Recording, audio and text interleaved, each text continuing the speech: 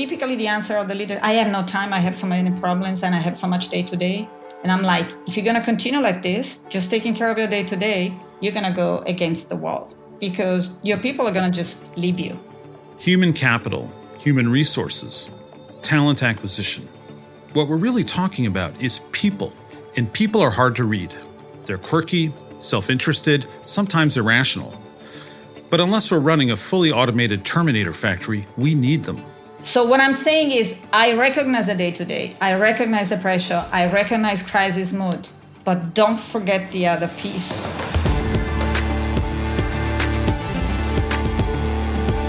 Welcome to the second season of Grit and Growth from Stanford Seed, the show where Africa and South Asia's intrepid entrepreneurs share their trials and triumphs, with insights from Stanford faculty on how to tackle challenges and grow your business. In mature labor markets, it was common for people to stick with an employer for years, even decades. Recruiting was as simple as putting an ad in the paper. Staff turnover was relatively low. More employers provided pensions, and more employees were unionized. Even today, boomers and Gen Xers in their 50s and 60s stay with their employers for a decade on average. You could give them a nice pen and a couple of promotions, and they would stay with you. But times have changed. U.S. workers in their mid-20s to mid-30s expect to change jobs every 3 years, and on average have 5 different jobs in that period. Competition for talent in some sectors is now global, and the pandemic accelerated these trends, radically transforming the way that we conduct our day-to-day business. Social norms and expectations shifted overnight, and they haven't settled yet. Managers, employees, candidates, everybody's trying to figure it out. Amidst those changes, there remains a fundamental truth. It takes people to run a business, and the better they are, the better your business. So how do you attract the very best workers to your company today and keep them there tomorrow? The answers to those questions are both big picture and deep in the weeds. Today, we're looking at the nitty-gritty of talent acquisition and retention. What interview questions should you ask? How do you structure incentives? How often should you do performance evaluations? These are questions that our guest has been answering for over 25 years. She's a veteran human resources executive who's worked for large European companies and consulted in emerging markets in Africa and South Asia. Over that time, she's seen a huge evolution in corporate best practices and developed her own methods for a range of HR functions. So allow me to... I'm Claudia Salvischiani. I'm Italian. Claudia has a lot to say, in the best kind of way. Italians are not good listeners in general. So we tend to interrupt, okay? So in general, and probably because I grew up in Italy, I think if the candidate is talking too much, I'm going to interrupt. Yeah, I don't think that's just Italian. I am not listening forever. And sometimes if it's... I started our conversation by asking Claudia about trends that she's observing in the workforce. First of all, I think there are, without doubt, trends in the world that are changing motivation drivers and what drives people. People are changing their idea about work-life balance. They're changing their ideas about being in an office all the time. There are things that are just changing. It's a generation topic. So to this, I would say organizations must change. And there are still a lot of organizations that are not willing to change. How does the human resource function, including things like performance management, need to change to accommodate flexible and remote work? What I think is extremely important is, especially in remote work, you have to keep the contact very close. You have to communicate a lot, and you have to create communities. So not one-on-one, but sense of community, sense of belonging. That's the biggest risk actually that you have if you do remote work. Sense of belonging is very important for people.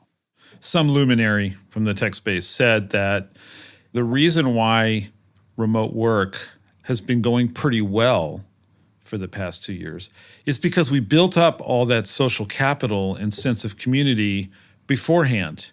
And you can't draw that down forever. Sooner or later, your account balance is zero. Absolutely. Especially with staff turnover, right? So, I mean, just to give you an example, for us, we've probably got about 10% staff turnover, plus we've added 10 positions during the pandemic, plus we're spread over 5 or 6 countries in multiple time zones. So we're finally, after 3 years, we're all going to get together in one place. because some of us have never met each other except on Zoom. And so there's something you need to do to kind of like recharge the organizational battery. You got to put social capital back in the bank, right? As expectations have shifted, it can be harder to find and keep great people, which makes it even more important to get those day-to-day HR tasks right. I want to focus first on talent acquisition. How do you get beyond a huge stack of resumes to actually understand who the best candidates are? So I would say the first thing that is extremely important is to have the right profile for the position that I'm looking for. So you have the description of the responsibilities, you have the requirements from an experience standpoint, the skills, and you have the personality and cultural fit based on the challenges and the interfaces. Be very systematic about what you're looking for in all aspects. So not only experience, not only technical skills, very clearly on personality. What kind of personality do you need? Like, what are my options? Introvert, extrovert, friendly, jerk? What am I looking for? Or is it more about, do they fit my culture of my organization? One is the cultural fit. So you have to have very clear in mind what kind of values you want to have in the companies. It's about speed. It's about performance orientation. Whatever the real important values are, they have to be translated into the profile. So that's one component. And the second one is specific for the position. In which team is the position? Who is the boss who's going to manage this position? What kind of challenges are there? What kind of positive aspects are there? You need different people in different phases and in different departments. So you have to combine the cultural aspect with the kind of context you're in. Obviously, in the first step, you cannot really understand a lot about cultural fit and personality. You can judge a lot about level of experience, about the skills, the environments the person was in. And the kind of environment and sequence of the jobs tells you something about the person. How often the person change, what kind of environment does the person prefer, big environment, slow environment, fast environment. You can understand a lot of things. But I would say primarily through resumes is experience and skills. Cover letters, yes or no? I honestly don't consider cover letter very important. They write a beautiful story in the cover letter. Right. Why they will love you and want to work for you. Yeah, why they're just dreaming about your company. Yeah, sure.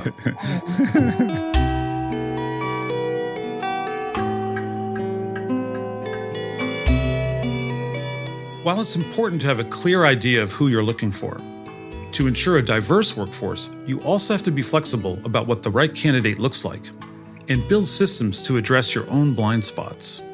I would involve, and I tend to involve, multiple players in the process. So in recruiting, define different stages and include multiple players.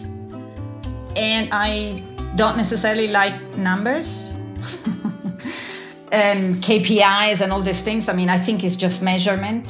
That is not really what matters. But actually, in Europe, there is a lot of discussion about the percentage of women that must be in certain companies. And some people are saying, oh, this is not good. It's like you're being hired because you are a minority and so on. I honestly think it can help because you force something. I think this whole question of having targets is a really big one. My mother was, she was the focal point for women for the UN system.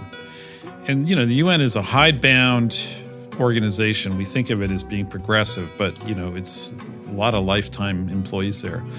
And she concluded that if you don't actually have targets, then nothing really changes because of the unconscious bias of the hiring managers, you know. So if you're trying to change something where there's conscious and unconscious resistance, you actually have to give people targets. Because then as the workforce becomes more diverse, it becomes less necessary. If the tool for judging a candidate's skill is the resume, then the way you assess their cultural fit is through a great interview. Oh, but the dreaded interview. I've been in a lot of them on both sides of the table. They can feel awkward and cringy, and in some sense, everyone's playing a role. So how do you get from acting to authenticity? What I mean with structure is follow certain criteria. Don't let the candidate speak too much at the beginning. You speak, you set the tone, you set the structure, you explain how it's going to be. You steer the interview. You're not steered by the candidate. Sometimes people just let the candidates talk and they feel bad about interrupting. And then the candidates tell you whatever they want to tell you. You have to establish, I know what I'm looking for, and this is what I'm looking for. So you set the tone, you set the speed, and you set the structure. As an interviewer, should I be trying to convey to the candidate the culture of the organization and what we're looking for in terms of the person's work style, personality, or is it all one way? I'm just trying to ask them a set of questions to understand if they fit a culture without explaining to them what I'm after. My style is I explain everything at the end. At the beginning, I test you and I try to check. Because if you explain everything at the beginning, the person is going to start to adapt. Right. They just become strategic in their responses, right? This is one of the fundamental difficulties of talent acquisition. The applicant wants a job, so they may say whatever it takes to get the role, whether true or not. Claudia has a questioning strategy to cut through the bullshit. Let's say, hypothesis, I'm testing conflict management. And I realize that the person struggles. I'm going to continue to ask you that until I'm really clear about that. And the questions depend on his answers. So for instance, typically in this case, I ask, have you ever had a conflict? Describe a conflict you had. First answer of everybody, 98% of the people, no. I don't have any conflict. Really?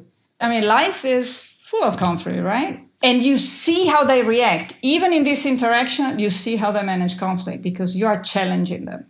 So they're saying, oh, yeah, I had a conflict. Yeah, small disagreement with my colleague. But then we talked and we clarified everything. So everything was fine. Okay, can you give me a little bit more detail? What was it about? And how did the conflict arise? And what did he say and what did you say? And here, you have to make sure he gives you the information. Because people tend to be very general and not give details. It's very important if you're testing the cultural fit and the personality to speak about specific situations and behaviors and not in theory. So there are a lot of managers that ask questions like, in our company it's important teamwork, innovation, and this and this. And what do you think? Oh, yeah, I am a super team player, Yeah. Innovative, super this, super that. Okay. Yeah. Good. Meanwhile, they're absolutely sociopathic maniac who, can't wait to just control everything. Exactly. So you ask specific questions about behaviors and situations related to the competencies you're looking for or values. Okay, so I love this. So instead of asking them, do you have these attributes, ask for stories from their previous work experience that would demonstrate. It's kind of like in fiction novels, they say, don't tell the reader what this character is like, show them. And you can absolutely realize immediately whether the person is inventing things or if they are real. You see it immediately.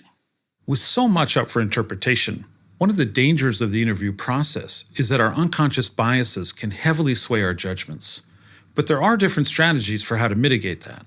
One school of thought is that if you really want to be fair and try to minimize unconscious bias around race, gender, sexual orientation, whatever it is, that the interview needs to use the same questions for every candidate.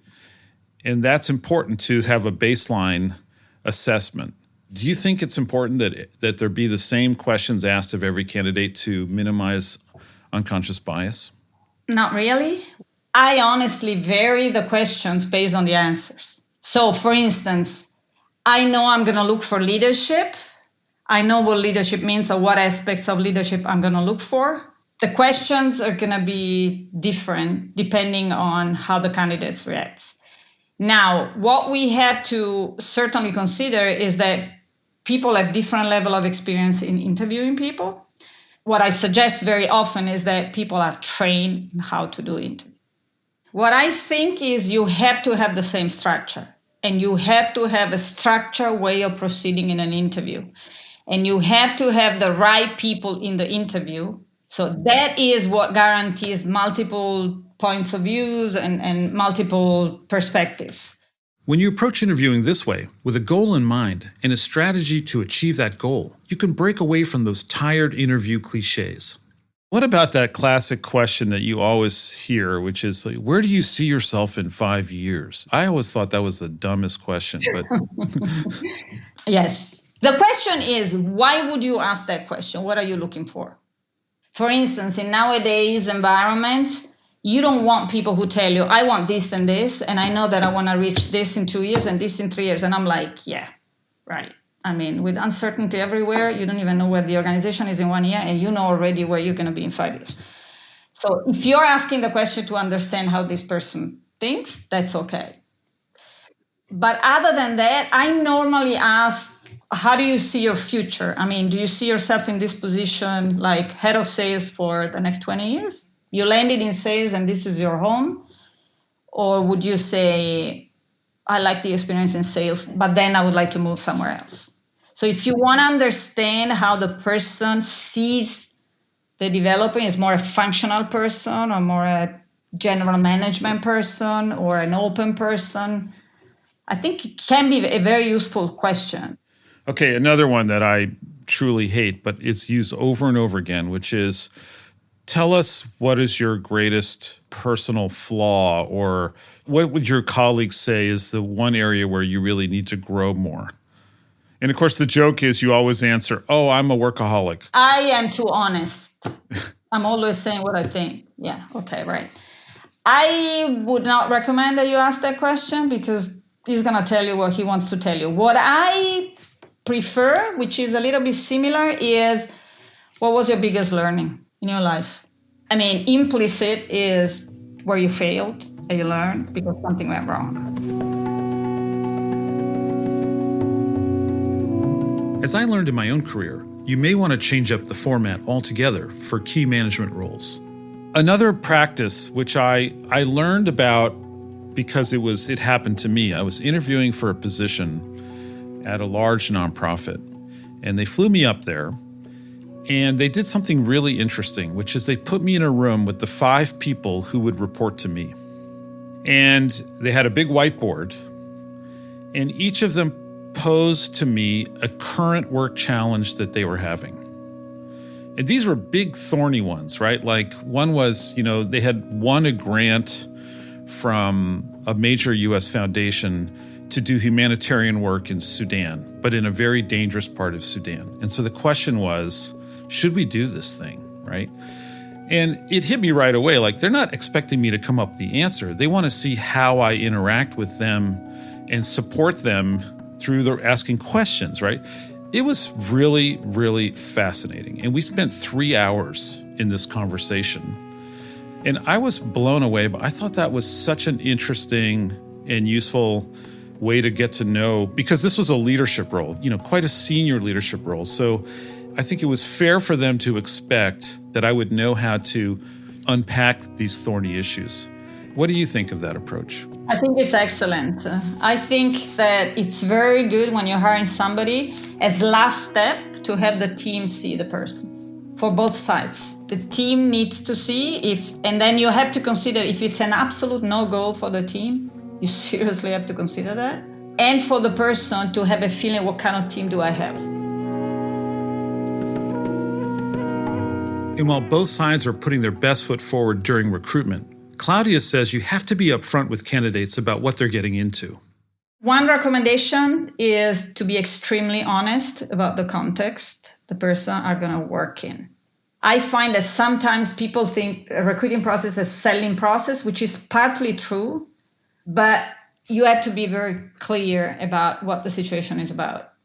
Because sometimes there are a lot of challenges, there is change required, no tools, no processes. If you have to create processes or systems, be very honest about that.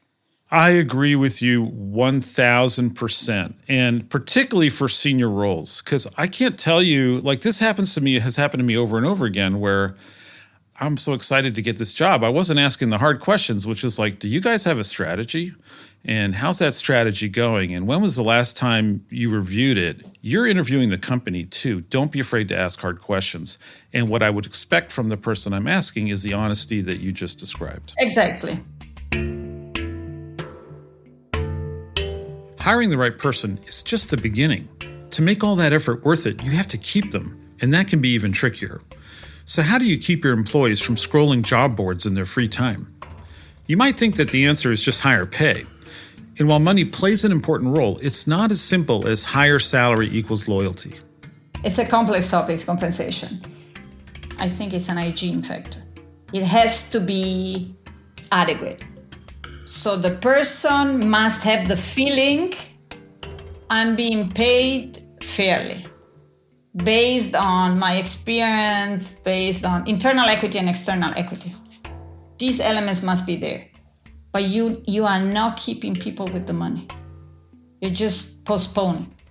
Let's first of all distinguish between salary and incentives. For salaries, I think that something that is absolutely necessary in every organization, you have to have a salary structure. So you have to know how much the position should be paid depending on the level of responsibility and depending on different things. Right, and that you're going to need some market data to set that salary schedule, right? You got to know what the competitors are doing and all that stuff. Exactly. I mean, in our case, just to be super transparent, we hire firms that give us benchmark data by industry, by country. So we pay a substantial amount of money to understand what's fair in the market. That's building up internal equity. So the people know if I have additional responsibilities, I'm going to be paid more. And you know how to move the people. So you have the so-called salary ranges, and you have to keep this flexibility. If you haven't noticed, Claudia loves structure. And when there's money involved, structure becomes even more important because you don't want to improvise. These decisions have lasting effects on your payroll and on employee morale. I think you should have very clear boundaries on how much salary increase you want to give and how you're going to distribute the salary increases. So what I often realize, for instance, salary increases are not budgeted, or they are budgeted in a totally unrealistic way. Set boundaries like the minimum salary increase is and the maximum salary increase is, so that you don't have discussion for 15 hours. No, I want to give 10%. I want to listen. The range is from 2 to 5 or from 2 to 7. The maximum is connected to certain things and the minimum is inflation, whatever. The other piece of compensation is incentives or bonuses. How you design these rewards will, intentionally or unintentionally, cultivate certain values and behaviors among your employees. The question is, what do you want to incentivize? Do you want to incentivize individual performance or do you want to incentivize collective performance? The trend is, and I fully support this, don't incentivize individual performance. Unless it's sales, right? Commissions for sales. Yes, that's different. That's a separate system and you should have that system. So say more about what it means to incentivize organizational performance as opposed to individual performance. Let me describe to you another situation before I answer to this. Let's say we incentivize individual performance. Everybody's going to be concentrated on his performance. Whether other people perform or don't perform, I absolutely don't care. The most important thing that I am going to get the bonus at the end of the year. So you have to think about what kind of culture are you actually supporting. With the collective performance, and now consider coming back to your question, my assumption is if you give the message, everybody's getting the bonus, if the whole company is performing, if the whole department is performing, people are incentivized to intervene if other people do not perform. An example of a company in India where I developed this, they have this problem that people were trying all the time to maximize their bonuses. The CEO came to me and said, listen, I kind of have a problem because I have established a bonus system in the management team, individual bonus. And I see that people, when we set the budget, they set the budget in a way that they overachieve their bonus and they're going to get a higher bonus, which is the typical negative consequence if you reward individual performance. Okay, let's do two components. So the bonus of your management team is going to be defined 40%, if you want, by individual performance and 60% by company performance. And the individual performance, you give objectives that are actually very much connected to company objectives. So individual goals need to be aligned with the agency goals. You don't get any bonus for throwing your colleagues under the bus. And we actually did it, and it was very good. And he also wanted to break it down to the next level. He said, actually, I would like to have an incentive system even below. To fairly reward an employee, you have to assess their performance. Some companies have developed complex systems to measure this. But here, Claudia advises less structure, not more. Performance scoring systems. This is one that just, honestly, I have almost like a bittersweet relationship with performance scoring systems because I've been through every possible iteration. 4-point systems, 3-point systems, no-point systems, right? And every time I've gone to an organization and they've changed it up, it was because we're adjusting our scoring system for performance based on best practices. And I'm just curious, is there actually a best practice in doing this kind of review and rating system? Okay, I tell you what the trend is in the most advanced companies is actually to eliminate completely this and develop so much awareness and self-reflection on the other side that the person is able to say it was not enough and actually we need to do something. So you move everything on a dialogue level. My suggestion is kind of in between. Eliminate the point system. I think point systems are absolutely not helpful. And 5, 6, 7, eliminate. I will put 3. Needs development, fulfills exactly what's required, exceeds. That's it. So you're basically giving the message, you're doing exactly what's required in the job. Good, very good, good. You exceed, you're absolutely above, so we need to discuss about next steps and additional responsibility or something else because you're gonna get bored. Or you have areas of development. We need to address this. With companies trending toward dialogue, communication about performance is more important than ever. Let's talk about feedback, because I think this is one of the hardest things for managers and leaders to do.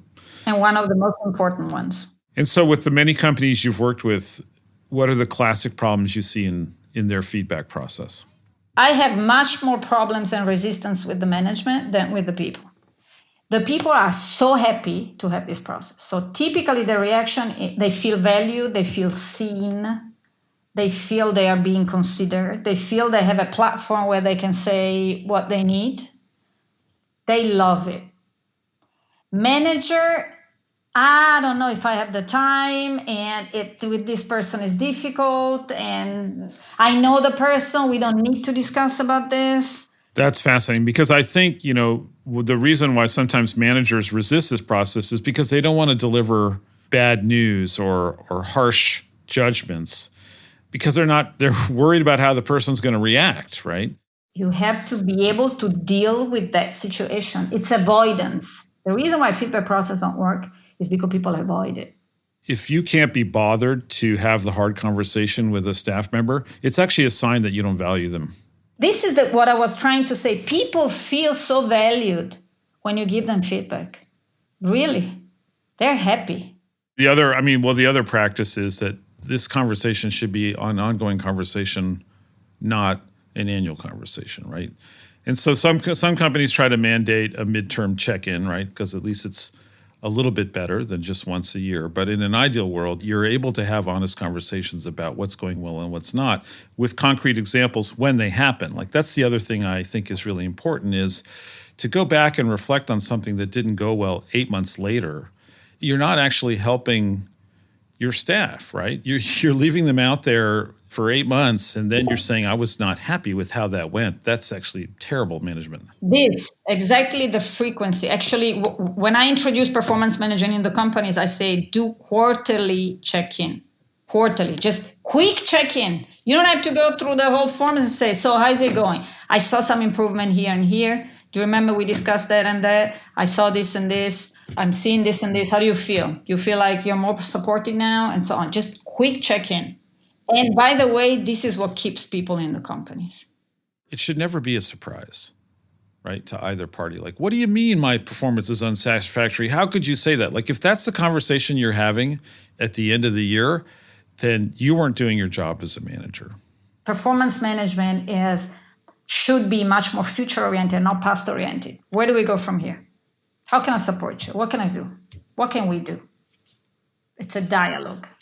It's not about I'm judging you because you didn't do this and this. It's not about this. It's about becoming aware of this. How do we do it better now? Speaking of the future, employees are thinking about their own career goals. Nobody wants to feel stuck. Giving your employees opportunities for development can both improve performance and help with retention. And there are many ways to invest in your team's development. This is a big topic. People tend to associate development with career development. That's not what I mean. I associate development with growth. Growth means I learn something. And I could learn something because I'm taking on an additional project. I'm learning something because I'm doing things that are different from the ones that I've been doing in the last 2 years. Because I'm sensitive for the needs of the person. So I'm discussing with him, what do you think? What would you like to do? What would you like to experience? I've also worked for organizations that tried to go through an intentional process of identifying high potential individuals in the organization and to give them some extra attention, right? And so the extra attention might be to make sure that they have interesting projects and that they're given opportunities to expand their own professional capacities. That it's part, retention and part succession planning is that you've identified these very specific individuals and they kind of have an additional or extra or slightly different management plan compared to, everybody else.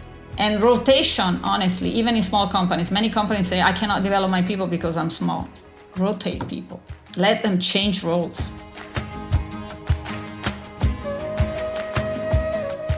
Development can take many forms, but it doesn't just happen. You need to be intentional and provide opportunities for your employees. Are you making sure that your people can grow in the organization? Or are you just having your people to solve problems? I honestly think that organizations are too much orientated to problem solving all the time. Typically, the answer of the leader, I have no time, I have so many problems, and I have so much day-to-day. And I'm like, if you're going to continue like this, just taking care of your day-to-day, you're going to go against the wall, okay? Because your people are going to just leave you. So what I'm saying is I recognize the day-to-day. I recognize the pressure. I recognize crisis mood. But don't forget the other piece. This is your task as a leader, to develop the people. No one is perfect. I see that more often the managers don't want to be mean, don't want to be unpopular. They just want to deliver good news. Why? You want to move on, you want to develop the organization, so you have to do it. This brings us to the most important factor in employee retention. You, the leader. I think people leave. I'm going to make a strong statement here because the leaders are not able to keep them because they're not happy and motivated by their leader. There is a statement that says people are leaving actually their boss and not the organization. I don't necessarily agree always. I mean, sometimes it's really a cultural and a context issue, but leaders are the ones who give meaning to your work. They explain to you why things happen. Listen, I know it's hard. This is happening because hang in there. We're going to do this and this and this and this. And people feel, okay, he's considering me. He's considering my needs. He's considering what I'm going through. This is not being done very often.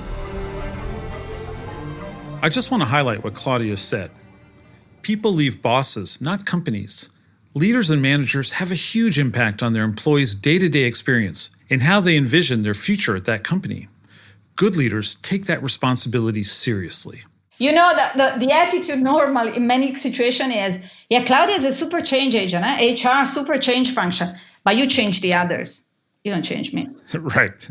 At the end of the day, I like who I am and how I'd run this place. And actually, every change starts with you. People are complicated. There's a whole mix of factors that cause someone to take a job or leave a job. But these structures and practices are things that you can control in your business, and they provide a solid foundation that you can adapt as the workforce shifts. For talent acquisition, you must have a clear understanding of what you need, both in technical skills and personality. Push candidates beyond the stock answers and be upfront with your situation to find someone who's actually right for the role. For talent retention, understand your employees' needs. Let them know how they're doing. Give them opportunities to grow. Have a structure in place for goals and rewards, and use those incentives to reflect your values. These systems don't operate in a vacuum. Companies that take care of their employees will be more attractive to potential candidates, and the right hires will contribute to your culture and make it easier to retain employees over the long term. It's a virtuous feedback loop. But before you go on a hiring spree, make sure to tune into our next episode with Claudia, where we explore the role of a human resource strategy in scaling your company. I want to thank Claudia for her insights, and I look forward to continuing our conversations on grit and growth. Because despite my advanced age, human resources is one topic where I'm still learning, and Claudia is a great teacher.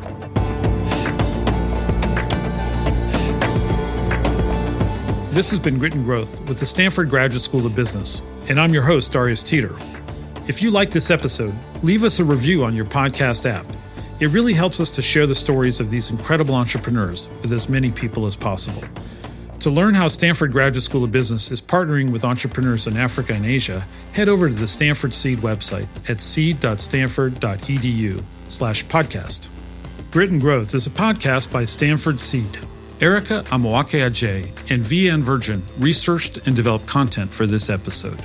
Kendra Gladich is our production coordinator, and our executive producer is Tiffany Steves, with writing and production from Andrew Gannum and sound design and mixing by Alex Bennett at Lower Street Media. Thanks for joining us. We'll see you next time.